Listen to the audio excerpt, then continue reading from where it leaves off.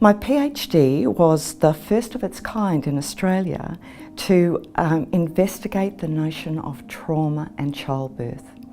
I was a mature age student and I had some clinical experiences both as a nurse and as a clinical psychologist, and I had a good idea about what I wanted to talk about.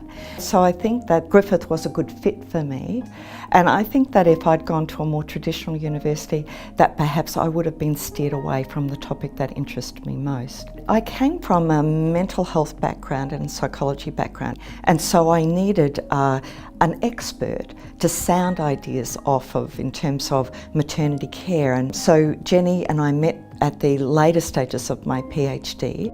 I don't come from a traditional academic background. I didn't finish high school. I did a hospital certificate in nursing, a hospital certificate in midwifery, and then at 28 or so I did a diploma in education. So I call it the scenic route to tertiary education.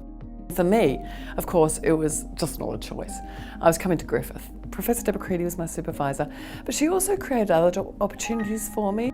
I do think that there's enormous opportunity at Griffith to create your career in a way that plays to your analysis or assessment about what's required. I no sooner finished my PhD than I was promoted from a senior lecturer to an associate professor, and within 12 months I was promoted again to a full professor. And partly it was the confidence that I'd gained through my research at Griffith and the support that I received, and a willingness for Griffith to take me on. Jenny and I started our relationship as two interested women who wanted to change the maternity services for the better. We worked very, very closely together and actually never looked back since. Jenny and I have now co-published 78 journal articles together. Well, I've been at Griffith for 16 years now. The support I've had from her to do this work that I felt very strongly about, recognising the fullness of that partnership, I guess, and then the opportunities provided to me at Griffith. I started as a lecturer.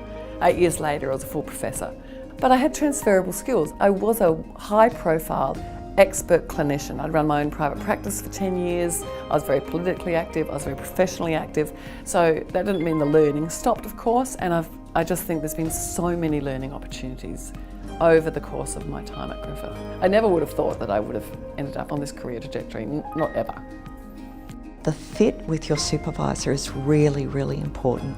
So take your time in finding a supervisor who fits well with you. And I know from being now a supervisor and helping other people complete a research high degree that it's a life-changing opportunity.